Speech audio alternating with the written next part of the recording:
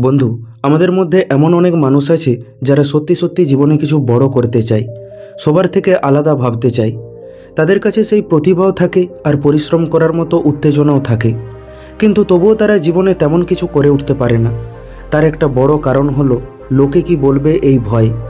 লোকে কি বলবে এই ভয় পৃথিবীতে সবথেকে বেশি স্বপ্ন ভেঙেছে। শুধু মানুষের ক্রিটিসিজমের জন্য কতজনের স্বপ্ন ভেঙেছে তা গুণে শেষ করা যাবে না। আমরা যখনই একটু আলাদা কিছু ভাবতে যাই, তখনই আমাদের মনে একটা প্রশ্ন উঠতে শুরু করে দেয়, যদি আমি ফেল হয়ে যাই তাহলে লোকে টনটিটকারি করবে, হাসাহাসি করবে। না বাবা, দরকার নেই, এই বেশ ভালো আছি। এই বলে আমরা আমাদের স্বপ্নগুলোকে, প্যাশনগুলোকে গলা টিপে হত্যা করে দিই।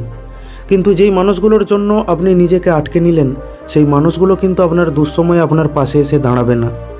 সবথেকে ইন্টারেস্টিং বিষয় হলো, এটা জানা সত্ত্বেও আমরা ক্রিটিসিজমের ভয় থেকে নিজেকে বের করে আনতে পারি না, যার ফলে কত স্বপ্ন, কত আবিষ্কার, কত ইনভেনশন শুরু হওয়ার আগেই শেষ হয়ে যায়। কিন্তু প্রশ্নটা হলো, এই ক্রিটিসিজমের ভয় থেকে কিভাবে বেরিয়ে আসব? উত্তর হলো, মানুষের মানসিকতাকে বুঝে। আমরা যদি মানুষের মানসিকতাকে ভালোভাবে বুঝতে পারি, তবেই আমরা এই ক্রিটিসিজমের ভয়কে দূর করতে পারবো। চলুন এটাকে একটা ছোট্ট গল্পের মাধ্যমে আরও ভালোভাবে বোঝার চেষ্টা করি। একবার এক নগরে এক বিখ্যাত চিত্রশিল্পী বা পেন্টার বাস করত। সে খুব সুন্দর ছবি আঁকত। তার আঁকা ছবি দেখতে মানুষ বহু দূর দূরান্ত থেকে তার কাছে আসতো আর তার আঁকা ছবির প্রশংসা করত। হঠাৎ একদিন চিত্রকরের মনে একটি আশ্চর্যজনক প্রশ্ন এলো। সে ভাবল, মানুষ কি সত্যিই আমার ছবিগুলিকে ভালোবাসে, নাকি তারা আমাকে খুশি করার জন্য আমার সামনে ভালো ভালো কথা বলে, আমার প্রশংসা করে? এমনও তো হতে পারে, যখন আমি সামনে থাকি না, তখন তারা আমার পিছনে আমার কাজের সমালোচনা করে। এই ডাউট বা অনিশ্চয়তা তাকে গভীরভাবে চিন্তিত করে তুলেছিল। তাই সে মানুষের প্রকৃত মতামত জানার জন্য একটি পরিকল্পনা করল। একদিন সকালে সে একটি ব্যস্ত রাস্তার ধারে তার আঁকা একটি সেরা ছবি রেখে দিল, আর তার পাশে লিখে দিল, যদি আপনি এই ছবিটিতে কোনো ভুল ত্রুটি দেখতে পান, তাহলে সেখানে দাগ দিয়ে চিহ্নিত করে দিন। সন্ধেবেলায় যখন সে ছবিটির কাছে ফিরে এলো, তখন সে সম্পূর্ণ ছবিটিতে কেবল দাগই দেখতে পেল। ছবিটিতে এত দাগ ছিল যে সম্পূর্ণ ছবিটি ঢেকে গিয়েছিল। দেখে মনে হচ্ছিল, যেই পাশ দিয়ে পেরিয়ে গেছে সেই পেন্টিংটিতে কিছু না কিছু ভুল খুঁজে পেয়েছে। এটা দেখে চিত্রকর খুবই হতাশ হয়ে উঠল। তাই সে তাড়াতাড়ি করে ছবিটি নিয়ে সেখান থেকে বাড়ি চলে এলো। বাড়িতে এসে সে ভাবতে লাগলো, আমি এত খারাপ ছবি আঁকি, আমার ছবিতে এত ভুল ত্রুটি থাকে। তার মানে আমি ঠিকই ভাবতাম, লোকেরা আমার সামনে কিছু বলতে পারে না, কিন্তু আড়ালে সবাই আমার সমালোচনা করে। আজকের এই ঘটনা তাকে এতটাই আহত করেছিল, যার ফলে সে খুব ভেঙে পড়েছিল। সে ছবি আঁকার আগ্রহ হারিয়ে ফেলেছিল। যখনই সে ছবি আঁকার চেষ্টা করত, তখনই তার এই ঘটনাটি মনে পড়ত। এইভাবে ধীরে ধীরে সে ছবি আঁকাই ছেড়ে দিল। তারপর থেকে সে নিজেকে এতটাই ছোট মনে করতে লাগলো যে বাড়ি থেকে বেরোনোই বন্ধ করে দিল, সবার সাথে মেলামেশা বন্ধ করে দিল। এখন সে কেবল মনমরা হয়ে বাড়িতে একাই বসে থাকত। এরকমই একদিন মনমরা অবস্থায় সে একা একাই ঘুরতে বেরিয়েছিল। তখনই তার এক জ্ঞানী সন্ন্যাসীর সাথে দেখা হলো। সন্ন্যাসী তাকে দেখেই চিনতে পারলেন যে সে একজন বিখ্যাত চিত্রশিল্পী। সাথে সাথে তিনি এটাও অনুভব করলেন যে কিছু একটা জিনিস নিয়ে চিত্রশিল্পী ভেতরে ভেতরে কষ্ট পাচ্ছে। তাই সন্ন্যাসী তাকে জিজ্ঞাসা করলেন, কি হয়েছে, তোমাকে তো দুঃখী দেখাচ্ছে কেন? চিত্রশিল্পী তখন তার সমস্ত ঘটনা সন্ন্যাসীকে পরিচয় দিল আর বলল যে কিভাবে মানুষ তার ছবির ভুলগুলি চিহ্নিত করেছে, যা তার আত্মবিশ্বাসকে একেবারে ভেঙে দিয়েছে। সন্ন্যাসী প্রথমে মনোযোগ সহকারে তার সমস্ত কথা শুনলেন। তারপর বললেন, তুমি বোকা, তাই তুমি এমন ভাবছো, নিজের কাজকর্ম ছেড়ে বসে রয়েছো। চলো আজ আমরা মানুষের মানসিকতাকে বোঝার চেষ্টা করি। তুমি এক কাজ করো, তুমি আবার সেম ওইরকমই একটি ছবি আঁকো, আর ছবিটি নিয়ে গিয়ে সেই একই রাস্তার ধারে সেম জায়গায় রেখে দাও, কিন্তু এইবার তার পাশের লেখাটি বদলে দাও। আগেরবার লিখেছিলে, যদি এই পেন্টিংয়ের মধ্যে কোনো ভুল ত্রুটি দেখতে পান, তাহলে দয়া করে সেখানে দাগ দিয়ে চিহ্নিত করে দিন। আর এইবার লিখবে, যদি এই পেন্টিংয়ের মধ্যে কোনো ভুল ত্রুটি দেখতে পান, তাহলে দয়া করে সেটি সংশোধন করে দিন। সন্ন্যাসীর কথা মতো চিত্রকর সেম ওইরকমই একটি ছবি আঁকলো। তারপর ছবিটি নিয়ে গিয়ে সেই একই রাস্তার ধারে সেম জায়গায় রেখে দিল। আর এইবার তার পাশে লিখে দিল, এই পেন্টিংয়ের মধ্যে কোনো ভুল থাকলে দয়া করে সেটি সংশোধন করে দিন। সেই জন্য চিত্রকর সেখানে কিছু রং ও তুলিও রেখে দিল। তারপর সন্ধ্যাবেলায় ফলাফল দেখতে চিত্রশিল্পী আর সন্ন্যাসী যখন সেই রাস্তার ধারে পৌঁছালো, তখন চিত্রশিল্পী আশ্চর্য হয়ে গেল। এ কি, এবার পেন্টিংয়ের মধ্যে না তো কোনো দাগ ছিল আর না কেউ ছবিটিতে কোনো সংশোধন করেছিল। এটা দেখে চিত্রকর ক্ষণিকের জন্য খুব খুশি হলো। সে মনে মনে ভাবতে লাগলো, তার মানে কি এই ছবিটি একদম নিখুঁত হয়েছে? পরক্ষণেই সে ভাবে, তা কি করে হয়? আমি তো সেদিনও এই একই ছবি এঁকেছিলাম। তাহলে সেদিন ছবিটিতে এত দাগ ছিল আর আজকে একটাও দাগ নেই কেন? তাই চিত্রকর আশ্চর্য হয়ে সন্ন্যাসীকে জিজ্ঞাসা করলো, হে মুনিবর, ছবিটিতে ভুল ছিল এটা তো তারা সেদিনই দাগ দিয়ে কনফার্ম করে দিয়েছিল, তাহলে আজ তারা ভুলগুলিকে সংশোধন করে দিল না কেন? সন্ন্যাসী তখন মৃদু হেসে বললেন, তুমি দেখো আর মানুষের মানসিকতাকে বোঝার চেষ্টা করো। আসলে কি জানো, মানুষের পক্ষে অন্য কারোর কাজের ত্রুটি বের করা খুব সহজ, কিন্তু সেই ত্রুটিগুলিকে সংশোধন করা খুব কঠিন। কারো কাজ নিয়ে সমালোচনা করা খুব সহজ, কিন্তু সেটার সমাধান বের করে তাকে উন্নতির পথ দেখানো কঠিন।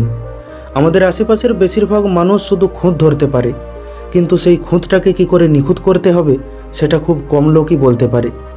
সবাই কেবল সমস্যা খুঁজতে জানে, কিন্তু কেউ সেই সমস্যাগুলোর সমাধান খোঁজার চেষ্টা করে না।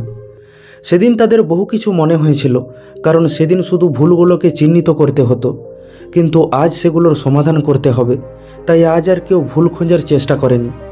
এখান থেকে একটা কথা পরিষ্কার বোঝা যায়, তাদের মধ্যে একজনও যদি সত্যি সত্যি পেন্টিং সম্বন্ধে জ্ঞান রাখত, তাহলে সে আজ সংশোধন করেও দেখিয়ে দিত। তারপর তিনি বলেন, যারা কোনো সমাধান দিতে পারে না, একটা যুক্তি দিয়ে সাহায্য করতে পারে না, তাদের মতামত শোনার থেকে নিজের কাজের উপর মনোযোগ দেওয়া অনেক ভালো। সেদিনও সমস্যাটা তোমার পেন্টিংয়ের মধ্যে ছিল না, সমস্যাটা ছিল এমন লোকেদের কাছ থেকে পরামর্শ চাওয়া যাদের নিজেদেরই প্রকৃত জ্ঞান বা দক্ষতার অভাব রয়েছে। চিত্রকর সন্ন্যাসীর কথা শুনে একটু স্বস্তি অনুভব করলো। সে বুঝতে পারলো যে তার নিজের মূল্য অন্য কারোর মতামতের উপর নির্ভর করে না। তাই সে নতুন করে আত্মবিশ্বাস ও উদ্দীপনার সাথে স্টুডিওতে ফিরে এলো এবং আবার নতুন করে ছবি আঁকা শুরু করলো। ভিত্তিহীন সমালোচনার তোয়াক্কা না করে সে আবারও তার প্যাশনকে আলিঙ্গন করলো। বন্ধু, আমরাও যদি আমাদের জীবনে দেখি, তাহলে আমরা দেখতে পাবো যে যখন আমরা উন্নতি বা সাফল্যের পথ ধরে চলার চেষ্টা করি, তখন কিছু লোক আমাদের আটকানোর চেষ্টা করে। আমরা যতই ভালো পারফর্ম করি না কেন, তারা আমাদের বা আমাদের কাজের ত্রুটি বের করার চেষ্টা করে। এটা আমাদের মনুষ্য জাতির স্বভাব। আমরা হিংসা ও নিরাপত্তাহীনতায় ভুগি। আমরা জানি কাউকে সাপোর্ট করার থেকে তার খুঁত বের করা অনেক সহজ, তাই তারা অন্যদের সমালোচনা করে তাদের নিচে নামানোর চেষ্টা করে। কিন্তু আমরা যদি এইসব নেতিবাচক মানুষগুলির কথা শুনতে শুরু করি, তাহলে আমরা আমাদের লক্ষ্যগুলিকে কোনোদিনও অর্জন করতে পারবো না। তাই যারা আপনাকে আপনার লক্ষ্য থেকে বিভ্রান্ত করার চেষ্টা করবে, তাদের মতামত শোনার কোনো দরকার নেই। তাদের এই অপ্রয়োজনীয় সমালোচনার দিকে নজর না দিয়ে নিজের কাজে ধ্যান দিন আর জীবনে এগিয়ে যান।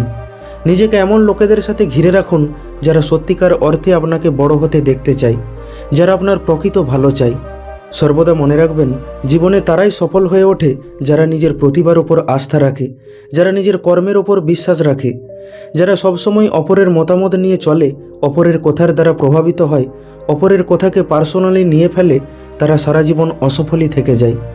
তাই আপনার নিজের উপর বিশ্বাস রাখুন, আপনার ক্ষমতার উপর আস্থা রাখুন এবং মনোযোগ সহকারে আপনার কর্ম করুন, যাতে আপনার কর্ম কথা বলে। কারণ সত্যিকারের উন্নতি তখনই শুরু হয় যখন আমরা আশেপাশে ধ্যান না দিয়ে নিজের উদ্দেশ্যের দিকে মনোযোগ দিই। বন্ধু, আমাদের আশেপাশের মানুষেরা সবাই ডাক্তার, সবাই ইঞ্জিনিয়ার, সবাই খেলোয়াড়, সবাই রাজনীতিবিদ। যাকে যে বিষয়ে জিজ্ঞাসা করো না কেন, তারা সেই বিষয়েই তাদের মতামত দিতে শুরু করে দেবে। তাতে সেটা সে জানুক আর না জানুক, সেই বিষয়ে তার জ্ঞান থাকুক আর না থাকুক, তবুও মতামত দেবে। আর এইসব মানুষের মতামত শুনে আমরা নিজেদের উপর সন্দেহ করতে শুরু করি, নিজেদের পিছিয়ে নিই, নিজেদের গুটিয়ে নিই।